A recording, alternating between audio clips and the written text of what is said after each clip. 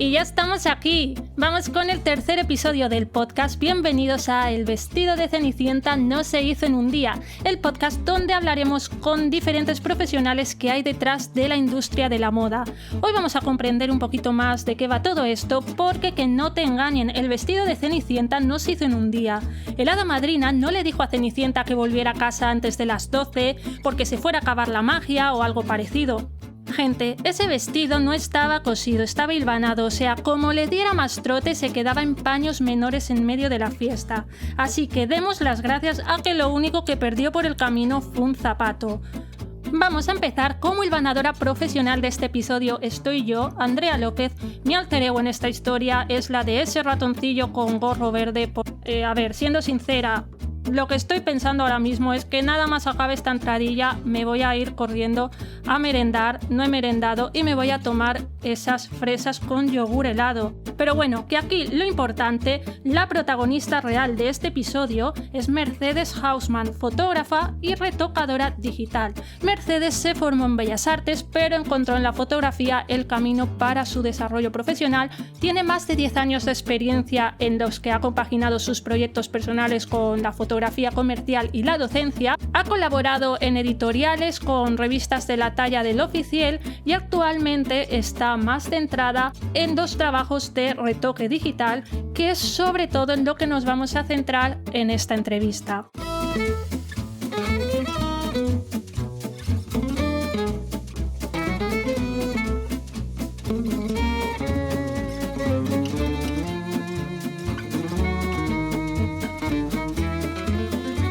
Vale, le he dado, hazme una prueba más por si acaso. A ver. 1, 2, 3. Vale, perfecto. Pues ahora sí, ya hemos empezado. Hola Mercedes. Hola, ¿qué tal? Muchas gracias por estar aquí.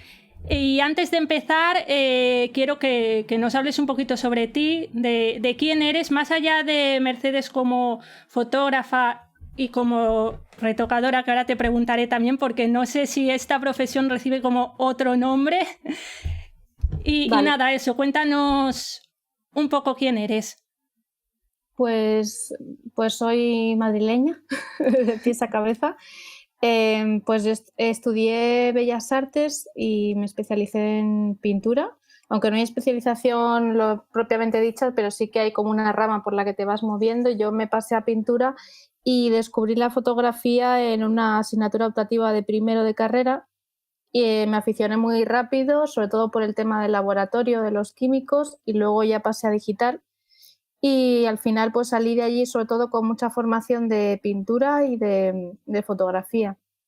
Y a partir de ahí pues fui haciendo varios trabajos fotográficos. Lo primero que empecé a hacer fueron eventos. He hecho muchos festivales, sobre todo eventos musicales, conciertos, etcétera, trabajando para varias revistas de música y compaginándolo con otros trabajos. Porque realmente el tema de la fotografía musical es muy complicada y hay que realizar otro tipo de trabajos normalmente para conseguir una remuneración, ¿no? Y a partir de ahí pues fui haciendo contactos, he trabajado en eso bastante, he hecho algunos trabajos editoriales, también he trabajado por alguna revista de arte contemporáneo y luego ya me introduje en el mundo del e-commerce un poco por casualidad, para hacer fotografía e-commerce para varias empresas. Trabajé para el Corte Inglés, para Hipercor, a través de unos estudios. Luego entré en una empresa de fotografía y postproducción de e-commerce y a partir de ahí como que fui yendo inconscientemente por el mundo de la moda hasta empezar a retocar lookbooks y campañas. Y ya lo siguiente fue irme ya más para moda pura y dura y luego relacionarla con fotografía artística, como en el último trabajo en el que estuve, el último gran trabajo en el que estuve, que fue en el estudio de Eugenio Recuenco. Y sí, ese es el resumen, súper resumido. Sí, de hecho después hablaremos del tema de Eugenio. Uh-huh.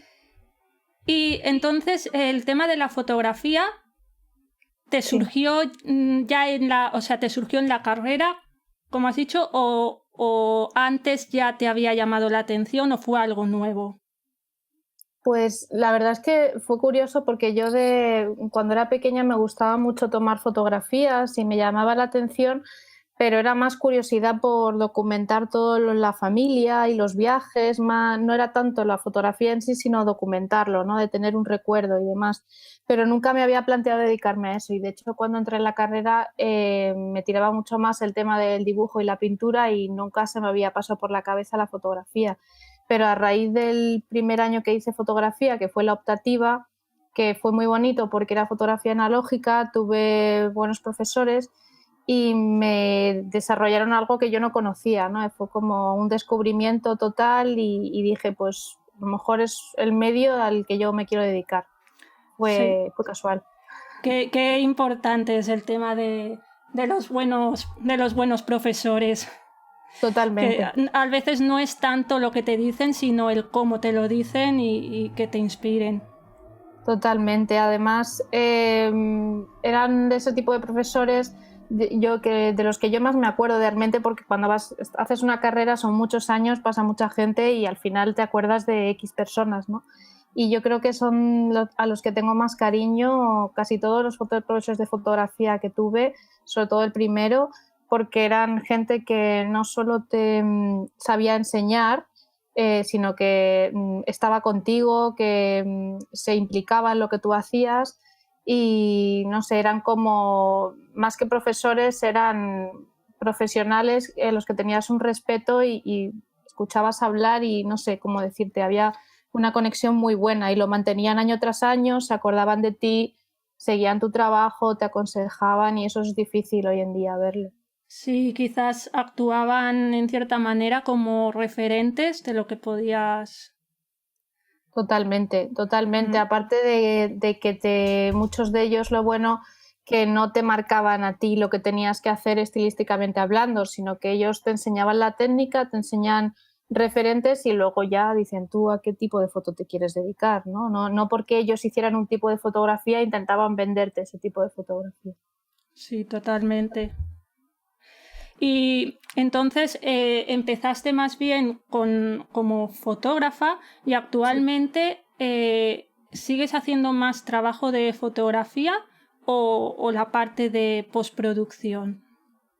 Pues ahora mismo, desde hace, no sé cómo decirte, desde 2014 hasta ahora he hecho algunos trabajos de imagen, pero me he centrado muchísimo en la postproducción, no porque no quiera dedicarme a la fotografía, es porque sigo haciendo cosas y sigo intentando salir adelante en ese medio, pero sí que en cuanto a remuneración y en cuanto a modo de vida es más difícil vivir de la fotografía que vivir de la postproducción, compaginando con tu propia fotografía.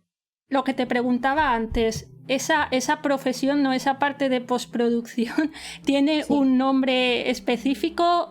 Porque claro, yo he dicho retocadora, pero no sé si ese es el nombre. Pues desde retocador hasta postproducción digital de imagen, editor de imágenes. Depende también del país, se llama de una manera u otra, pero retocador, postproductor, yo diría que más o menos va por ahí. Sobre todo aquí en España retocador y luego en otros países, en Sudamérica, a lo mejor más postproductor o... También es que como son oficios muy recientes, entre comillas, ¿no? Bueno, reciente, todos los oficios que tienen 20 años o menos formalizados, por así decirlo, se consideran recientes, ¿no? Y el concepto de retocador, como lo entendemos hoy en día, es muy reciente, no como el que ha sido retocador desde el inicio de la fotografía, ¿no? Entonces es como que como todos los horizontes están muy, muy difusos, pues no hay, pero vamos, sí, retocador, por así decirlo, porque es también una manera de diferenciarlo del editor de vídeo, por ejemplo. Claro, aquí me interesa mucho porque cuando la gente ve una fotografía en una revista, en un e-commerce, en lo que sea, cuando piensa en la persona que ha hecho esa fotografía, piensa en el fotógrafo, en la figura del fotógrafo, en el que hace clic en la cámara, pero claro, al final muchas veces esa fotografía final es el resultado de varios profesionales y a veces el fotógrafo hace ahí en el plató la foto y ya se desentiende, ¿no? Y pasa el trabajo a los retocadores y me imagino creo que esto también se hace mucho en e-commerce, pues eso, tipo Zara, ¿no? Y tipo esto, que están las partes divididas. Bueno, depende mucho del tipo de fotografía. Yo he tenido la suerte de estar en empresas distintas y trabajando con profesionales diferentes y te das cuenta de que son mundos dentro de que se supone que es el mismo sector. Son mundos totalmente diferentes. La manera de funcionar, por ejemplo, de un fotógrafo comercial que fotografía una colección de zapatillas, de lo que es la zapatilla en sí, que sería un e-commerce, por ejemplo, a un fotógrafo fine art, que es un fotógrafo artístico, que es, un fotógrafo artístico como puede ser un artista directamente, como sería un pintor o sería un escultor. Entonces los procesos y la relación con el fotógrafo cambian totalmente. ¿Tú has trabajado en ese sentido, pues eso, de que te han pasado ya el bloque de fotografías que había que editar? Depende del trabajo. Normalmente cuando, por ejemplo, si trabajas en e-commerce, es posible que incluso ni hables con el fotógrafo, sino que tú trabajes en una empresa de postproducción, de retoque de e-commerce, por ejemplo, o incluso en una empresa grande de producción de imágenes, pero tengas intermediarios que te pasan las imágenes, te dan unas guías de lo que tienes que hacer, hay alguien que te las revisa y puede que no sepas ni quién es el fotógrafo. Mientras que cuando trabajas en un estudio creativo, en un estudio, por ejemplo, de un fotógrafo artístico, como es mi caso con Eugenio, hay una relación muy estrecha entre todo el equipo y hay una supervisión constante del resultado. Claro, porque mi duda era, por ejemplo, en un catálogo, sí. Bueno, igual hay catálogos así un poco como más genéricos, no sé, pongamos el típico de fondo blanco que se ve bastante la prenda y esas cosas, pero claro, si no, tú como al hacer la foto, como fotógrafo, supongo que tendrás una intención y realmente hay veces que una fotografía, la fotografía final, no tiene nada que ver antes de pasar por la postproducción y después de haber pasado. Ya no por meter ya una edición súper avanzada, pero ya por el retoque del color y estas cosas. Entonces, era eso, saber que cómo pasan esa comunicación para que al final sea el resultado, dentro de que son personas diferentes, pues de que sea el resultado que buscaba la marca en la postproducción. Pues si me estás preguntando que cómo me transmiten a mí la información, ¿no? Sí, te dan como pautas de edición en plan, esto hazlo más en tonos cálidos o no sé. Sí, depende, ya te digo, a lo mejor si me preguntas algún caso concreto de tipo de fotógrafo, te digo, en general hay fotógrafos que prefieren llamarte por teléfono si no están contigo. Hay otros que les gusta mucho comunicarse por email, mandarte pues una serie de referencias. Las imágenes de referencia son bastante importantes, sobre todo cuando se trabaja con timings muy cortos, porque ayuda un poco a acotar las propuestas que tú le puedes hacer de color y de postproducción al fotógrafo. Hay veces que lo conoces de hace mucho tiempo y prácticamente no necesitas que te diga lo que tienes que hacer, ¿no? Porque tú ya sabes la línea creativa que él tiene, ¿no? Entonces depende mucho del trabajo al que te enfrentes. Hay gente que, independientemente de la calidad del trabajo, hay gente mucho más organizada, hay gente más desorganizada y hay gente que lo quiere todo al detalle y te manda un briefing y hay gente que se deja guiar mucho más por ti. Depende del tipo de trabajo y del fotógrafo o del estudio creativo que te manda el trabajo. Vale. ¿Qué habilidades dirías que hay que desarrollar para ser retocador? ¿Es algo que vale la pena, digamos, hacer también unos estudios o simplemente centrarte en ciertos programas de edición? Me imagino que será Adobe, ¿no?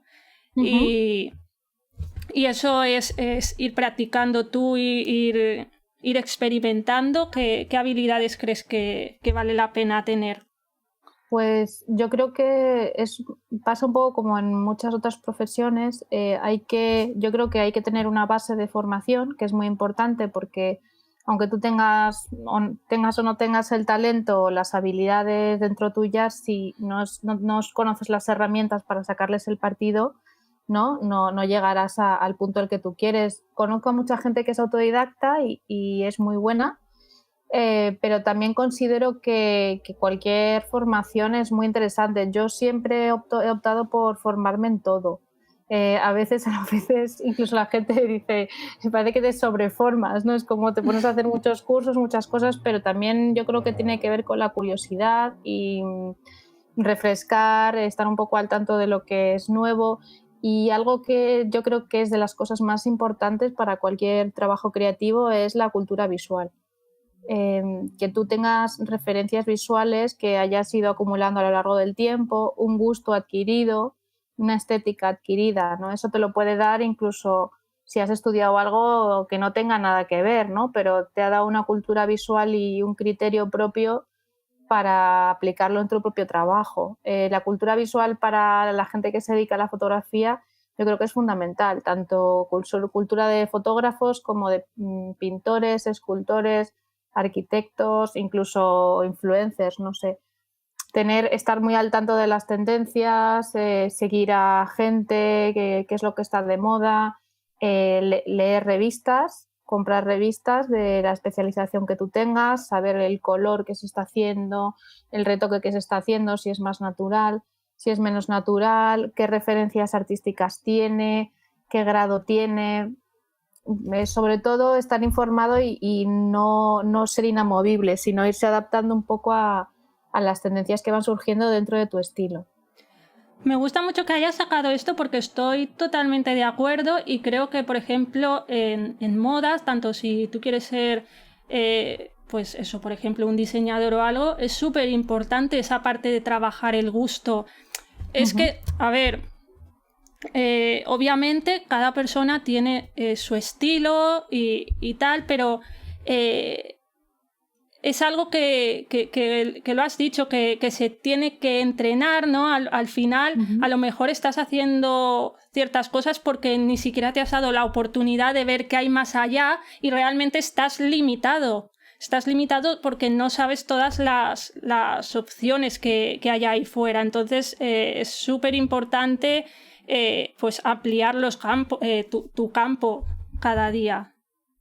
Totalmente. Y además creo que para mí, de la gente que he ido conociendo, los mejores, por ejemplo, los mejores fotógrafos, los que yo más admiro y la gente que creo que hace un material muy bueno, es gente que no tiene referencias solo de fotografía, sino que incluso a lo mejor se deja influenciar muchísimo por la pintura, tiene un conocimiento de la luz y tiene un conocimiento de lo que es comunicar a través de la mirada, ¿no? Que creo que es algo que mucha gente tiene como esa barrera de que le cuesta pasar de una disciplina a otra, cuando en realidad el arte debería estar todo mucho más mezclado, ¿no? De ser más multidisciplinar todo el mundo. De hecho, me imagino que a ti te influiría mucho todo lo que viste en la carrera de Bellas Artes. Totalmente. Totalmente. Y además a mí, por ejemplo, una de las cosas que a mí me unió mucho trabajando con Eugenio fue porque me di cuenta de que tengo una idea, salvando las distancias, a la hora de concebir y pensar y mirar una fotografía, los dos él tiene una influencia muy grande de la pintura porque él estudió Bellas Artes también y yo tengo también esa idea como muy primeriza cuando veo una imagen o veo algo, una obra, de pensar más en la obra en sí, no que es una fotografía, sino que me transmite, no pensar tanto como de alguna manera es que lo importante no es el medio, sino el fin de lo que tú quieres hacer, ¿no? No es la disciplina. Tú puedes transmitir lo mismo con una fotografía que con una pintura, por ejemplo.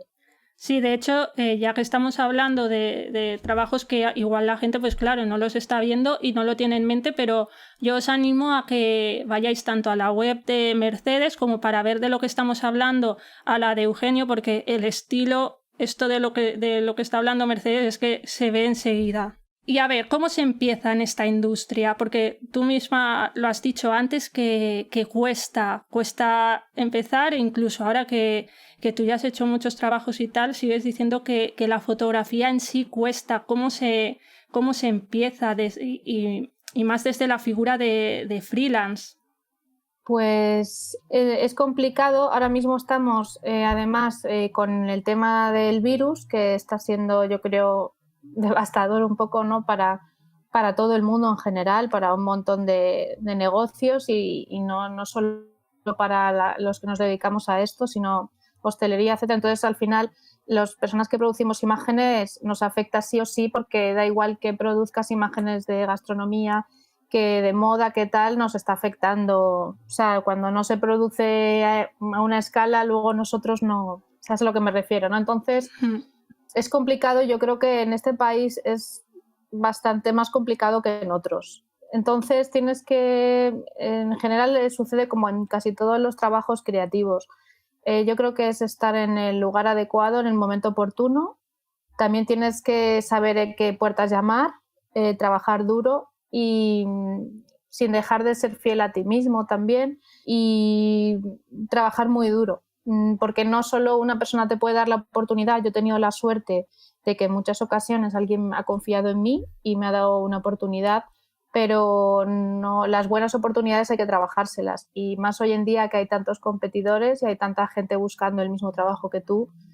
Aparte de aportar talento, si lo tienes, yo creo que hay que trabajar duro y hay que perderle el miedo a decir que sí a algo, aunque no las tengas todas contigo. Porque yo, por ejemplo, siempre me acordaré un profesor que tuve en una escuela que me decía, mejor prefiero pedir perdón a pedir permiso, ¿no? Y se refería más a no digas que no a algo por no tenerlas todas contigo, porque puedes descubrir qué es lo tuyo o puedes hacerlo mucho mejor de lo que tú creías, ¿no? Y también creo que es difícil, pero implica tener mucho empuje, llamar muchas puertas y no tener miedo a que te digan que no.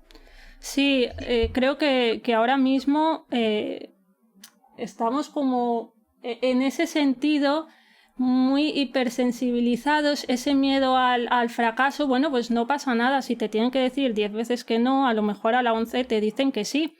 No pasa nada. Igual, porque te digan una vez que no y no intentar esas otras 9, estás dejando pasar esa oportunidad, ¿no? Decías antes, las grandes oportunidades, a veces también hay que saber cogerlas. Eso mismo, creo que hay que saber cogerlas y también ir, como a veces nos falla a todos, porque yo creo que a todos nos pasa, pero nos falla porque creemos que lo sabemos todo cuando llegamos a un trabajo, y al contrario, tenemos que ser humildes y tenemos que tener los ojos y los oídos muy abiertos, porque podemos creer que sabemos más que el resto de las personas que están ahí por tener más experiencia o por más conocimientos y equivocarnos, ¿no? Creo que se aprende mucho más y que a nivel profesional es mucho mejor intentar ser humildes y escuchar incluso a gente que trabaje al lado tuyo, pero no tenga nada que ver, porque creo que es lo que te hace crecer y lo que te hace hacer equipos de confianza y sobre todo que te respeten como profesional.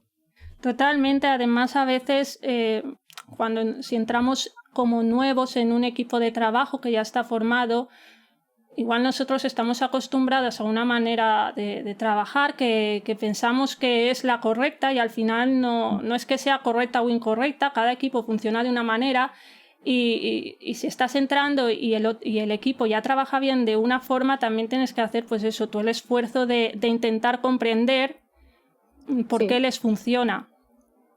Exacto.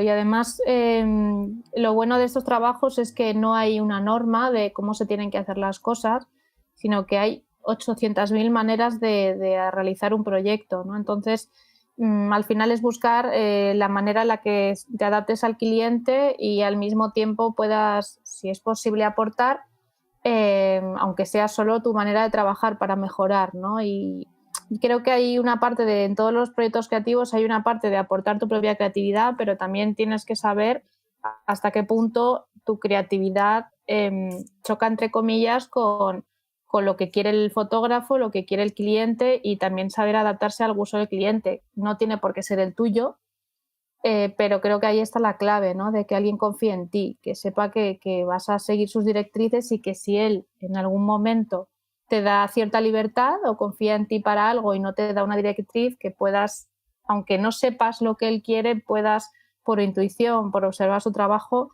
hacer que quede contento.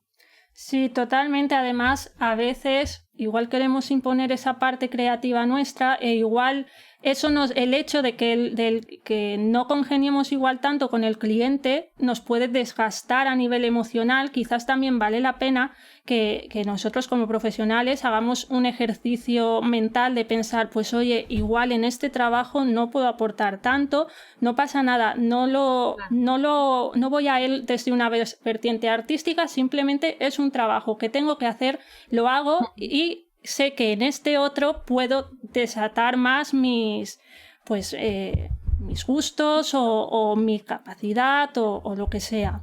Claro, seguramente, de hecho, en muchas ocasiones uno, en los trabajos en los que a lo mejor crees que menos puedes aportar o que menos se parece tu criterio al del fotógrafo, son los trabajos en los que más aprendes, porque sales un poco de tu zona de confort o de lo que tienes tú controlado, ¿no? A nivel visual. Y yo creo que es interesante. Lo que pasa es que lleva tiempo darse cuenta de eso.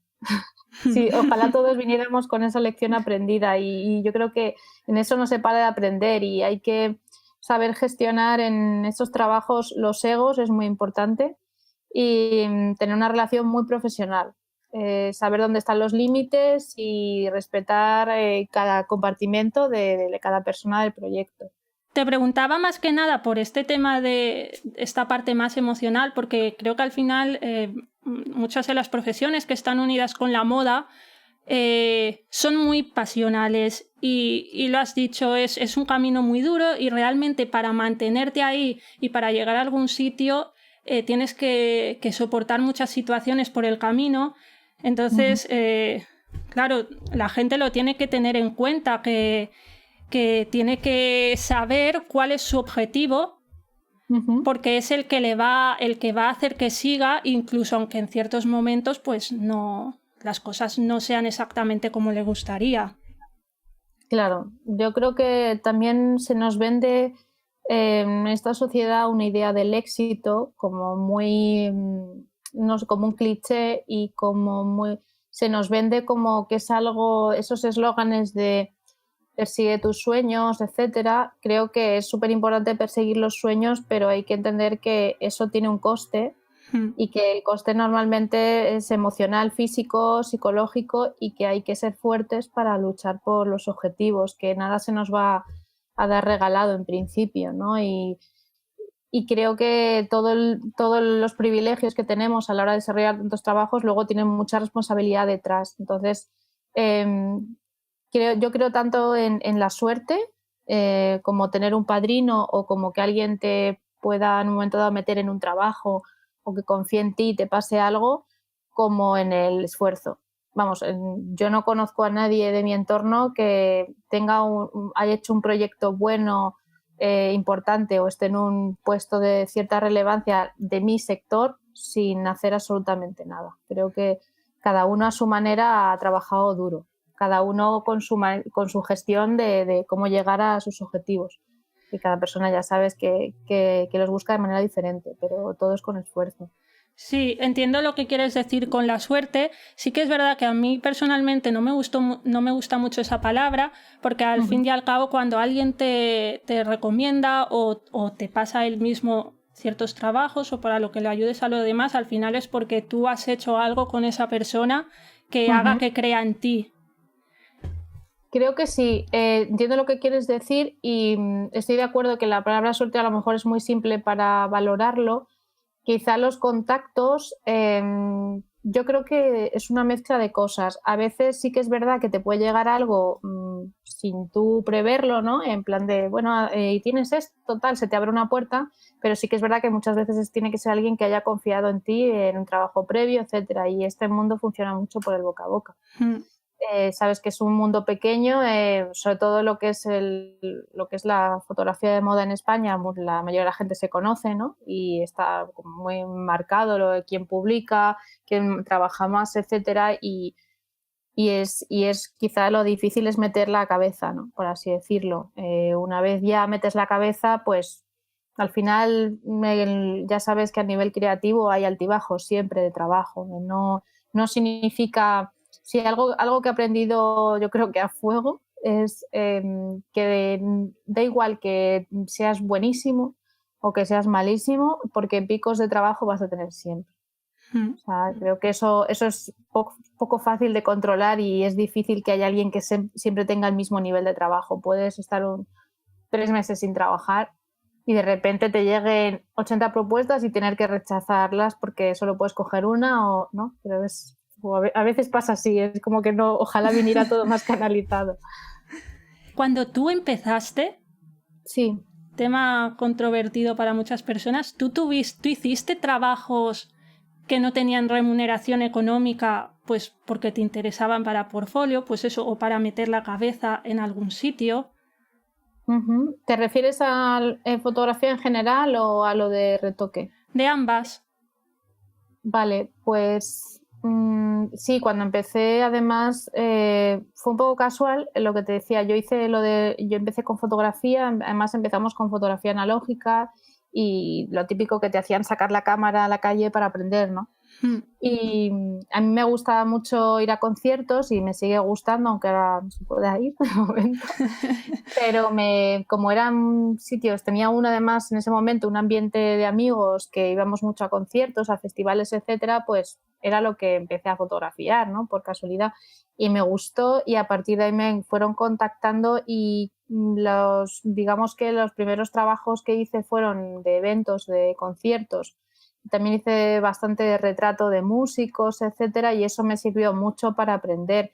A ver, creo que el tema de la colaboración, como tú dices, es controvertido, pero es controvertido siempre que no se respeten unos límites. Creo que cualquier persona creativa intercala trabajos no remunerados, digamos colaboraciones o incluso proyectos personales con trabajos remunerados. Yo creo que la clave es saber dónde está el límite en el que tú crees que hay alguien que está abusando de ti y sacando un rédito económico de eso, y cuando es un trabajo colaborativo de varias personas sin ánimo de lucro o con un ánimo de lucro definido.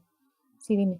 Sí, creo que en estos casos te tienes que fiar un poco de lo que sientes en las tripas. Cuando te hacen esa propuesta que estás sintiendo, empiezas a sentir la angustia de ya están otra vez, yo esto en realidad no, pero ¿y si no lo Eso mismo, las entrañas te dicen mucho. También creo que es importante cuando alguien te propone una colaboración, ver el perfil de esa persona, su perfil profesional, lo que ha hecho previamente y valorar si esa imagen te beneficia o te perjudica. Porque muchas veces por el hecho de producir, cuando tenemos épocas de sequía, colaboramos con gente que ya no es que sea de fiar o no, sino que a lo mejor su portfolio no tiene mucha categoría o no es bueno o no tiene buena fama y al final casi es peor colaborar que tener el portfolio vacío ese día o esa semana, ¿no? Entonces, eso yo creo que es importante, sobre todo cuando uno está empezando y cuando ya llevas un tiempo trabajando, se vuelve complicado porque cuando hay épocas de sequía quieres colaborar, pero claro, tampoco estás dispuesto a colaborar a cualquier precio. ¿Tú en qué momento, cuándo decidiste, oye, pues yo creo que ya me siento segura para dar el paso y lo de las colaboraciones está muy bien y si me interesan yo voy a seguir con ello, pero bueno, ya hasta aquí, vamos a empezar a poner esto en claro que yo también tengo que comer y tengo las facturas a final de mes? Pues creo que fue cuando terminé los estudios, porque al final yo estuve estudiando Bellas Artes, pero también lo compatibilicé con cursos de fotografía, etcétera, y al final pues te quita muchísimo tiempo y era muy difícil compatibilizarlo con trabajos. Entonces, yo empecé realmente lo que es el trabajo profesional dentro de cuando todavía estaba en la carrera porque necesitaba dinero al final como cualquier estudiante, ¿no? Para pagarte tus gastos, tus viajes y tus historias. Pero en serio cuando terminé y sí que ahí ya te das cuenta de que es un modo de vida y tienes que empezar a llamar puertas para trabajar. Evidentemente los primeros trabajos remunerados que uno tiene normalmente no son los mejores, pero sí que te ayudan a entrar en un entorno laboral ya con un dinero de por medio, con una serie de obligaciones, ¿no?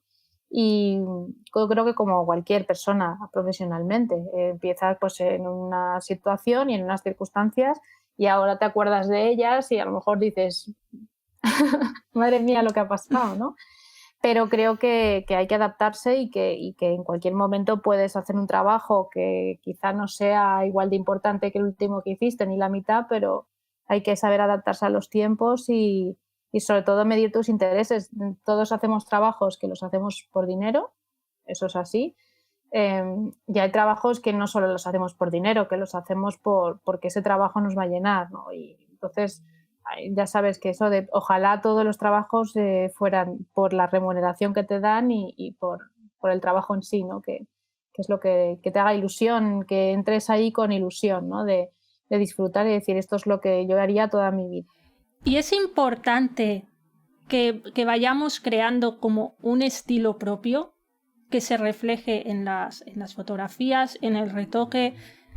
¿Hasta qué punto es importante que nos hagamos, bueno, no sé si llamarlo como esa marca personal, artística? Pues a nivel fotografía yo creo que sí. Yo me he dedicado más a temas de postproducción estos últimos años, entonces no he desarrollado estos últimos años la fotografía tanto. Mi intención es ahora mismo darle un empujón y desarrollarla más, ahora que lo puedo compatibilizar mejor. Pero creo que a nivel marca personal, cuando tú trabajas en un estudio o con un fotógrafo y es una relación de larga duración, tu mayor objetivo para mí es desarrollar la marca, la imagen que quiere el fotógrafo. Tú evidentemente, no todos los retocadores son iguales y según con quién trabajes, el resultado va a variar, no es una regla matemática, ¿no? Pero sí que es importante saber adaptarse, como decíamos, a los gustos del fotógrafo y todo eso se va adquiriendo y yo creo que eso es lo que luego tú aportas a trabajos que, por ejemplo, los trabajos colaborativos son interesantes cuando tú puedes aportar creativamente porque te dan más libertad normalmente los que no son remunerados que los que son remunerados. Entonces ahí es donde yo creo que tú te vas creando una imagen de marca en los trabajos que son colaborativos porque te dan más libertad, en los que son de proyecto remunerado y que son trabajos profesionales con un equipo y con un fotógrafo o un cliente que te da una serie de directrices, aportas, pero tienes que seguir la línea de ese profesional, ¿no? Entonces, las dos cosas son importantes, pero el retocador está, digamos, un poco al servicio del fotógrafo y del equipo creativo. Que últimamente han cambiado, digamos, las tendencias de retoque y lo que te suelen pedir. Por ejemplo, en el tema de la piel, no sé si es mi sensación, pero no, como Sí. ahora el retoque de la piel y tal es un poco más natural de lo que se hacía hace años, o por lo menos se ven los poros a veces, ¿no? O, igual también dependiendo del tipo de revista al que vayas y tal, pero ¿cómo están las tendencias? Pues mira, yo he trabajado los últimos 2 años, he trabajado más en Fine Art por el estudio, no he trabajado tanto en moda, ahora sí que estoy haciendo desde hace más o menos un año, sí que estoy más en moda, beauty. ¿Me escuchas? Sí, y perdona, para la gente que no lo sepa, explica qué es Fine Art. El Fine Art, sí, Fine Art se llama así de alguna manera a la fotografía artística, es decir, fotografía que no tiene por qué ser comercial y que está más cercana al arte que a la fotografía comercial o la fotografía de moda, por ejemplo. Lo que pasa es que dentro del Fine Art, si tú introduces Fine Art en Internet, te puedes encontrar fotógrafos, por ejemplo, de fantasía, como Rebeca Saray, por ejemplo, o fotógrafos tipo Eugenio, que es un fotógrafo pictórico, ¿no? Hay mucho tipo de fotografía fine art, ¿no? Es como un término muy global, pero sí que te sirve de alguna manera para en ese momento no hablar de una campaña de una marca o de ¿sabes a lo que me refiero? Lo que sí que es verdad que los fotógrafos fine art al final acaban haciendo proyectos comerciales en los que aportan su granito a la marca y precisamente a lo mejor ese carácter de fine art, de fotografía creativa, por así decirlo, y de autor, digamos de autor, creo que sería la mejor forma de definirlo, aportan ese estilo a la marca, ¿no? Pero digamos que son fotógrafos que beben más de lo que es la pintura, por ejemplo, que de la fotografía o que beben más de la fotografía de autor, no de la fotografía comercial, periodística, etcétera. Vale, y mira, justamente a Rebeca Saray la conozco, sé el trabajo, así que así le pongo yo también imagen y en las notas del programa, ¿vale? Os dejaré los links a, pues por ejemplo, al trabajo de Rebeca Saray también para que podáis ver a qué nos referimos y todo eso. Y lo que me estabas comentando de en la moda y las tendencias. Sí, lo de las pieles, ¿verdad? Sí.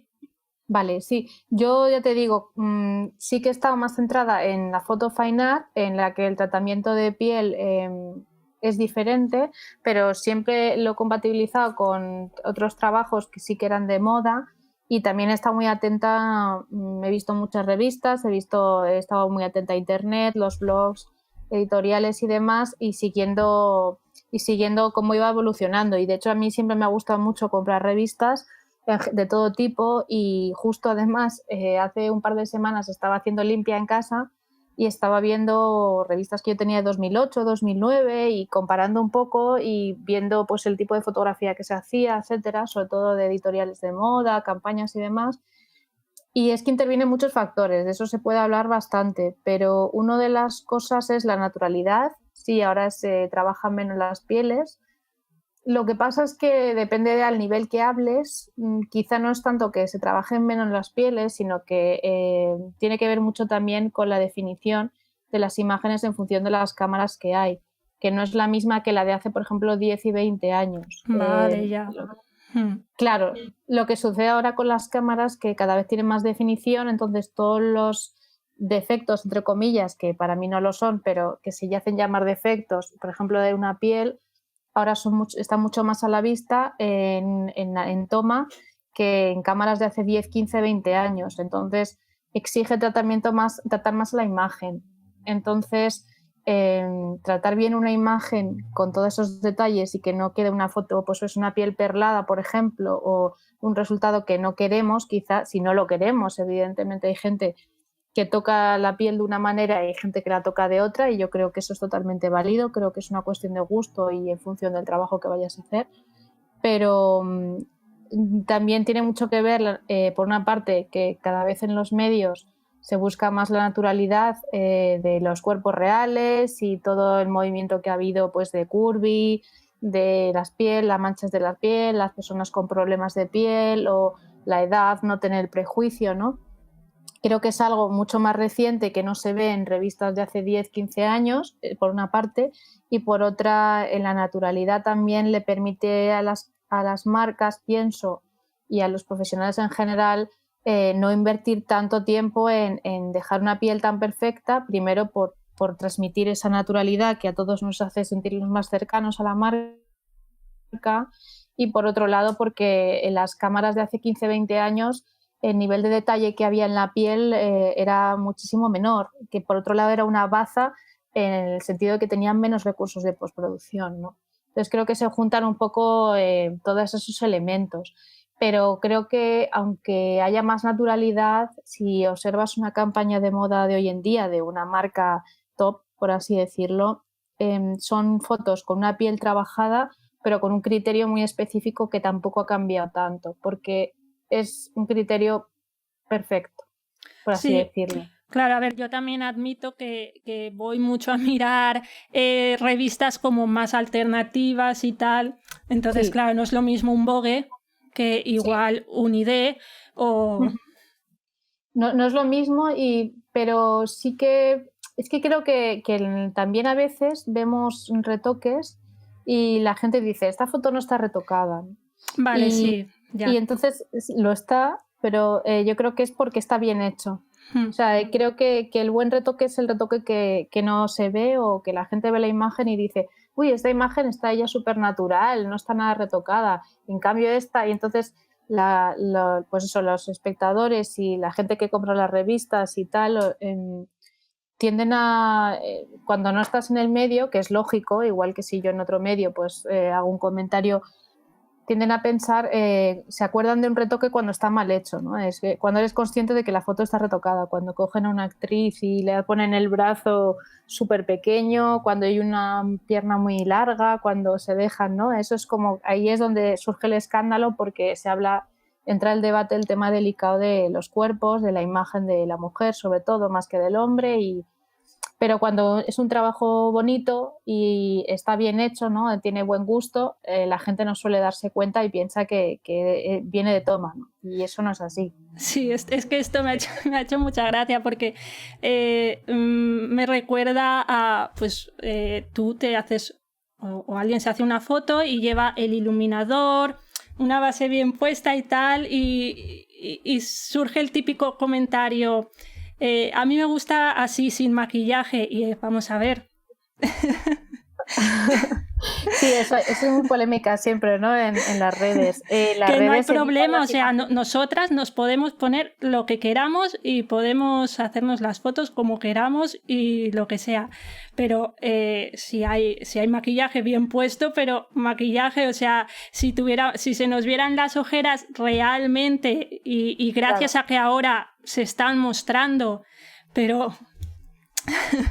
Sí, sé a lo que te refieres. Sí que, por ejemplo, no somos conscientes de hasta qué nivel incluso muchas influencers influencers hombres retocan sus fotos antes de subirlas. Pensamos que se las hacen con el móvil y las suben, y Sí. la imagen está súper cuidada. Y hay mucha gente que retoca mucho sus fotos, otras menos. Yo creo que, vamos, no sé, como retocadora, desde mi humilde opinión, yo creo que no tengo ningún prejuicio ni de la gente que retoca muchísimo sus imágenes a la gente que las deja prácticamente sin retocar. Creo que es totalmente válido, y que lo único que sí que creo que es importante es pues que no se produzcan situaciones como las que hemos visto a veces de retoques extremos, de dejar a una mujer súper delgada o de cambiarle los rasgos, porque ahí sí que entra por medio la aceptación física, el tema pues enfermedades como la anorexia, etcétera. Y creo que como que las personas que nos dedicamos a este medio tenemos que saber que somos una pantalla, ¿no?, al mundo, y tener una responsabilidad y un respeto por la gente que lo está viendo y por la persona que estamos retocando. Es importante, yo creo, que la gente que retoca una foto sepa que o sea, normalmente cuando retocas a una persona tienes que tener un límite a la hora de modificar su aspecto, que no Sí. todo vale y que eso tiene que estar marcado por la dirección creativa, pero también uno debe tener un criterio y un respeto, y no intentar no traspasarlo, aunque a veces sí que es verdad que muchas veces se echa la culpa al retocador cuando suceden esos temas, ¿no?, de los retoques extremos o retoques feos o ofensivos, y muchas veces el retocador simplemente ha hecho lo que le pedían y no le quedaba otra, ¿no? Ahí entran más personas, la responsabilidad del resto del equipo. Claro. No, por así decir, normalmente. Pero creo que como todo lo que es imagen es sensible, debería haber libertad para dejar una imagen más natural o menos natural, pero siempre sin herir sensibilidades. Yo personalmente me gusta que haya naturalidad, pero también hay que pensar en el tipo de trabajo que se está realizando. No es lo mismo hacer un retoque de campaña de un beauty de maquillaje, por ejemplo, que hacer un retoque de una sesión de fotos que se le hace a una activista, por ejemplo, ¿no? El mensaje que quieres transmitir es totalmente diferente, entonces tienes que adaptarte a ese mensaje. Claro. Y mira, muchas personas de las de mi comunidad pues quieren o tener una marca o ya la tienen.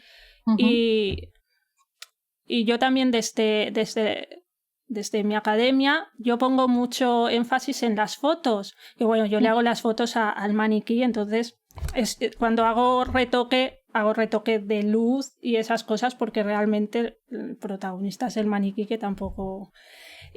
Pero claro, quiero que la gente comprenda también la importancia de esa parte del retoque, incluso pues para sus redes, oye, que para que sigan, para que su Instagram, por ejemplo, pueda seguir una estética concreta o unas tonalidades de colores, porque realmente le pueden dar mucha personalidad a su marca y que sea mucho más consistente de cara para afuera.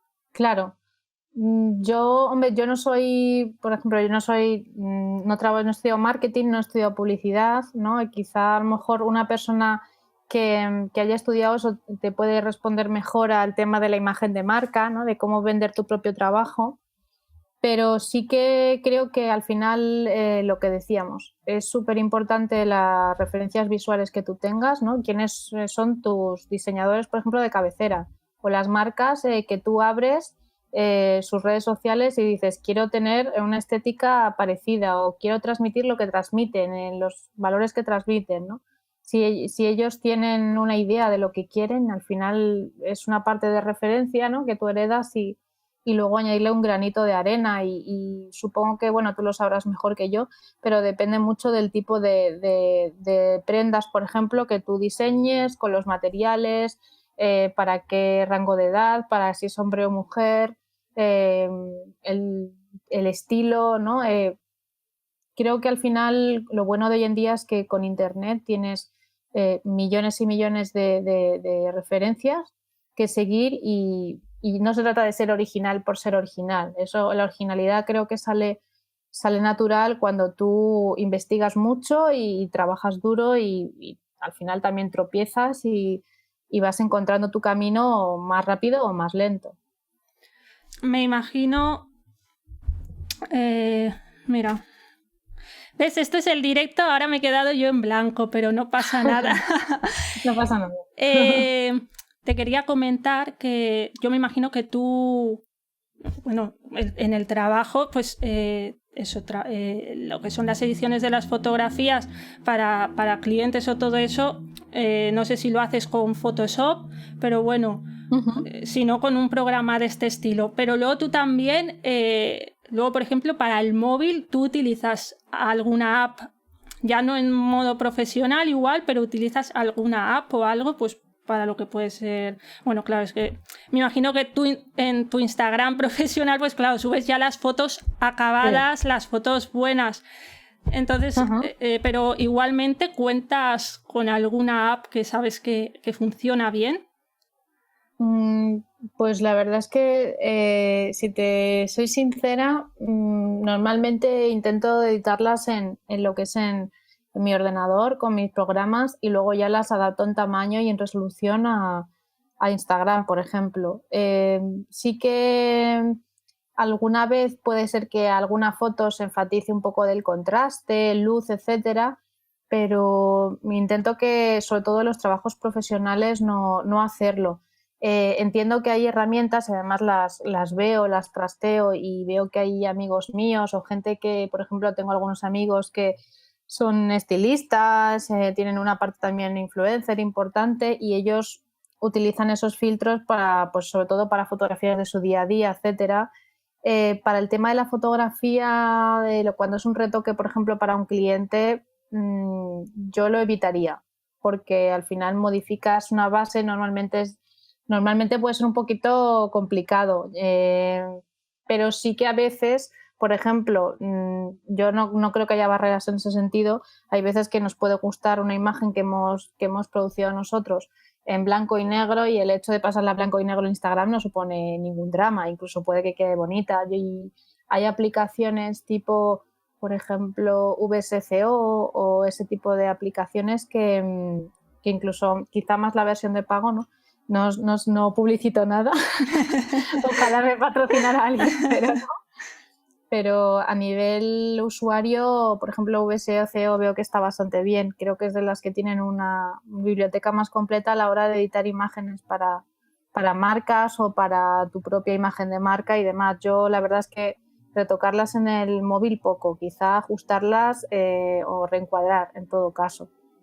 Pero en ese sentido bastante poco. VSCO es la que veo que es así más completa y luego hay 500.000, yo creo, que están bastante bien.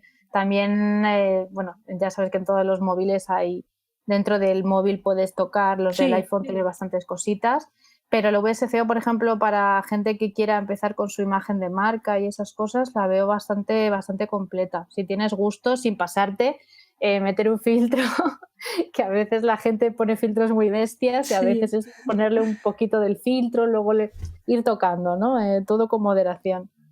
Lo dejaré en las notas también. Y mira, aprovecho una cosa que has dicho para comentar que si pedís fotos a un fotógrafo y sobre todo si es una colaboración, eso, cuidado luego con subirlas a Instagram al menos sin preguntarle antes y cambiarle todos los retoques que ha hecho, porque realmente estáis alterando su trabajo y lo estáis haciendo público y a lo mejor estáis dando una imagen que no es la que el fotógrafo quería dar. Os lo dejo ahí. Eso pasa muchísimo. Sí. Dime. No, nada. Iba ya a pasar a lo siguiente, que era que hablar un poco de tu trabajo, ¿vale? Yo me he metido en la web y he visto las fotografías y no sé si tienes puesto ahora principalmente trabajo de edición o también de fotografía. En la web ahora mismo tengo las dos cosas. Tengo fotografía y luego tengo dos apartados de retoque, que es una que es pues un portfolio variado, un poco de lo último que he hecho en este último año, de clientes y de colaboraciones, y luego el tema de algunos ejemplos de las fotos que retoqué con Eugenio Recuenco. Evidentemente, cuando uno sube material que no es suyo, siempre hay que pedir permiso, siempre hay que pedir permiso expreso, a veces incluso pues por escrito firmar algo. Eso yo creo que es súper importante para que lo tenga todo el mundo en cuenta. Y de momento así es como lo tengo repartido. Supongo que en un futuro separaré las dos páginas o haré algo, pero de momento también ya sabes que hoy en día la web está bien, es como una carta de presentación, algo necesario, pero se mueve muchísimo todo por Instagram a nivel fotografía. Antes de pasar a Eugenio, es que la duración del podcast puede ser, el máximo es de 1 minuto 20, pero te quiero preguntar una cosa rápida antes de pasar ya para acabar al trabajo que has hecho con Eugenio. Por ejemplo, tienes una editorial con L'Officiel. Ahí, por ejemplo, el proceso de trabajo fue mano a mano con el fotógrafo. Sí. ¿A cuál te refieres? Si me puedes dar más datos. Ahora estoy en la parte de retoque, que es una chica que está así mirando a cámara y tiene unas plumitas en blanco y negro. Vale, en blanco y negro, ¿no? Vale, porque tengo algún trabajo en blanco, tengo algún trabajo de fotografía mía propia y tengo alguno de postproducción. Vale. Si me dices que es de blanco y negro, estás entrando en mi página, ¿puedes decirme qué secciones para yo responderte? Porque quiero responderte. En retoque. Vale, dentro de retoque te lo voy a mirar y te digo ahora mismo. Seguramente tengo varios trabajos. Tengo uno, el último que hice para L'Officiel es de maquillaje y es de un fotógrafo, pero el de las plumas es un trabajo personal mío. Sí, es un trabajo mío personal de fotografía que estoy desarrollando, que lo saqué justo antes del confinamiento, que luego vino todo el tema del virus y me paralizó un poco porque yo quería seguir realizando una serie de fotografías en esa línea. Y es una serie de fotografías que las tienes también en la parte de fashion y que les voy alternando un poco. Donde las puedes ver completas es en el Instagram y es una serie de fotos en las que he intentado realizar un editorial de moda, pero también con un tono fine art, intentando también aportar ese granito de fotografía de autor, no solo de un editorial puramente comercial, sino con inspiración en artistas, y en este caso con el dadaísmo y con el surrealismo de principios del siglo XX. Son muy bonitas, es que me llamaron mucho la atención. En este tipo de trabajos, por ejemplo, o con este tipo de revistas, el encargo es directo.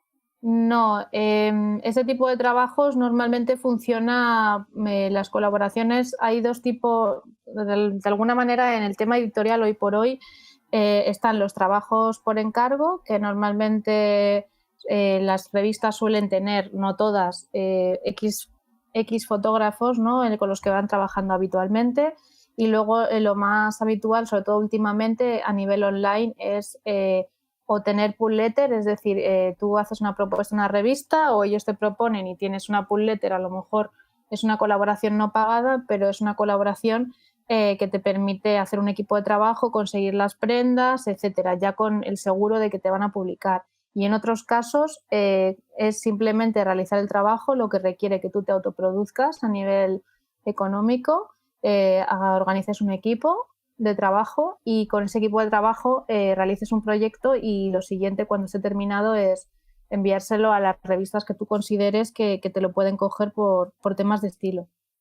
Es que yo cuando acabé de estudiar estuve un tiempo haciendo trabajos de estilismo. Uh-huh.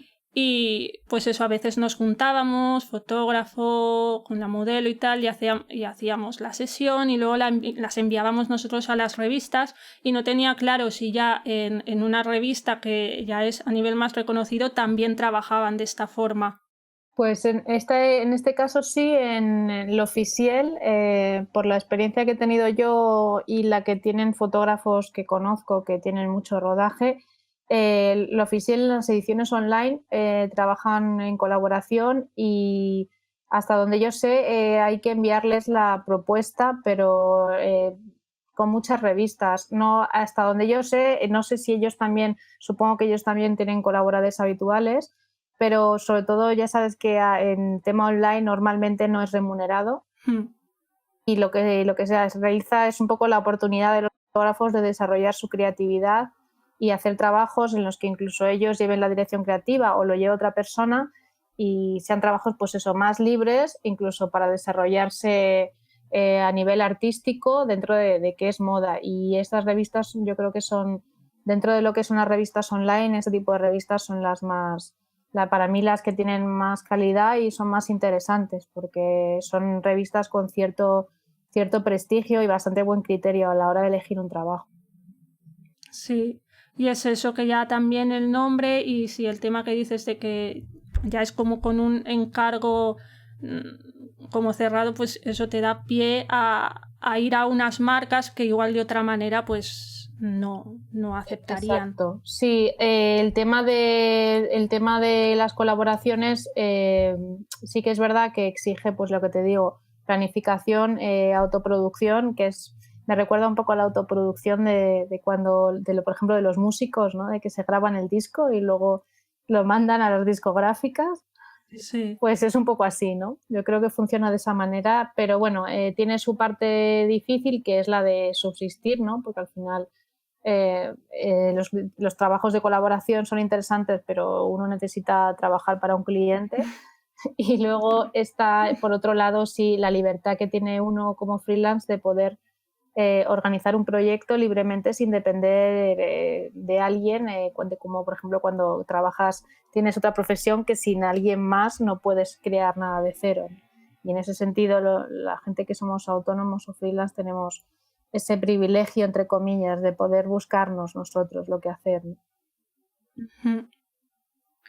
Y ya para acabar, quiero que nos hables un poco de este proyecto con Eugenio Recuenco, que también he estado mirando las fotografías y ahí sí que lo que comentabas antes, esa estética tan pictórica, y pues ahí sí que me imagino que hay un trabajo de, pues eso, de postproducción ya mucho más grande. Sí, pues si quieres preguntarme algo en particular o te cuento...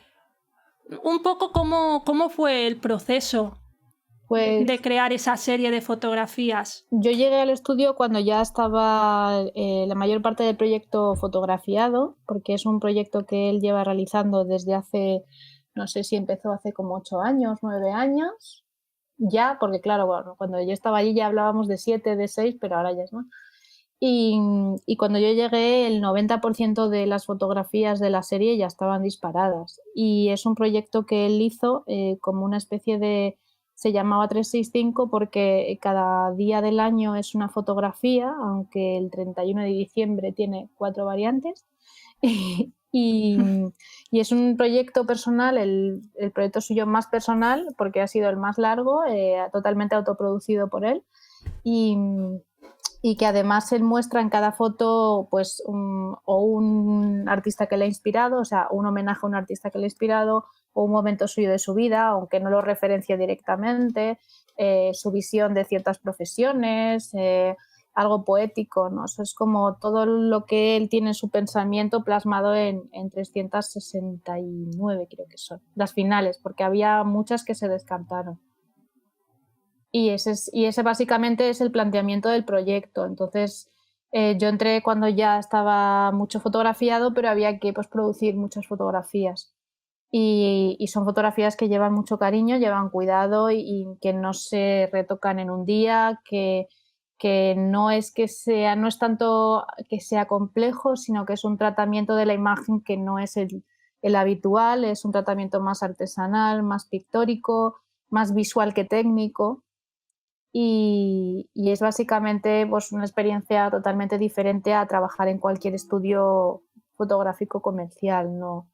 No lo puedo comparar, ni yo he tenido otra experiencia parecida y es para mí la verdad es que ha sido un privilegio tener esta oportunidad de trabajar mano a mano con el equipo de Eugenio, que es gente que, pues lo que decimos, es un equipo, es él y luego un equipo de gente muy buena, con mucho rodaje y mucha cultura visual también. Claro, ¿cuántas personas formaban lo que es o más o menos el equipo de postproducción? ¿Y en qué tiempo, en qué periodo se hizo todo este trabajo de las 369 fotografías? Pues hay muchas fotografías que se retocaron antes de que yo conociera el proyecto, que entrara a formar parte del proyecto.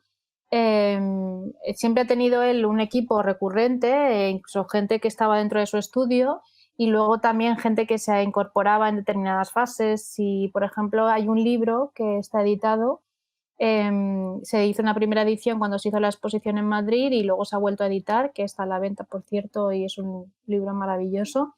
Está en la venta de su página web y ahí puedes ver, lo digo porque no es nada que sea totalmente inédito, sino que ahí puedes ver todos los créditos de todas las personas que han participado en el proyecto y así todo el mundo se hace una idea de la magnitud que tiene. O sea, parecen créditos de una película, es espectacular, ¿no? La cantidad de gente que ha participado ahí de una manera u otra, a nivel humano, profesional y todo.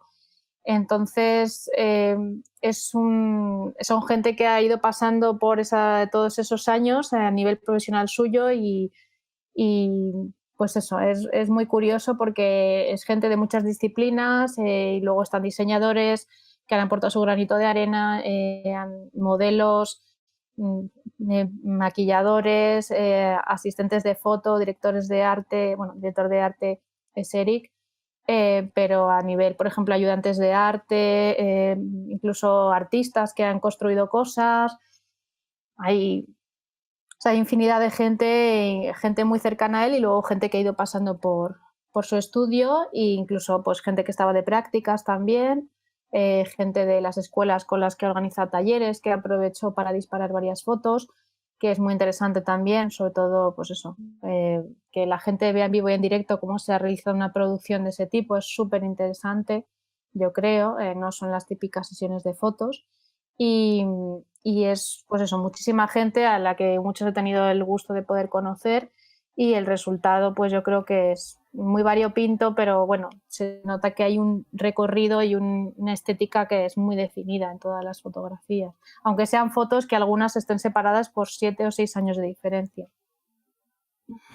Es que, claro, hay veces que pues cogemos, por ejemplo, el libro y bueno, vemos las fotos y nos gustan, pero no nos paramos a pensar realmente de todo el trabajo que hay ahí, de todas las personas que han tomado parte, de la construcción que se ha hecho de ese hilo de narración para que, como dices, que da igual que hayan 8 años de diferencia, todo ha seguido pues eso, ese hilo. Uh-huh. Y a veces pues igual supongo que también por la influencia de las redes sociales, de ver tanta imagen a diario, pues no terminamos de comprender el valor que hay ahí, y realmente esta clase de exposiciones y esta clase de libros es que es como muchísimo aire de inspiración, tenerlo a mano. Es también, por ejemplo, creo que voy a decir bien el nombre del fotógrafo, Tim Walker. Sí, Tim Walker. Vale. Pues que también tiene pues algunos libros que recogen todo el trabajo fotográfico, y realmente son fotografías pues que se salen de esa vertiente más comercial y que son súper inspiradoras.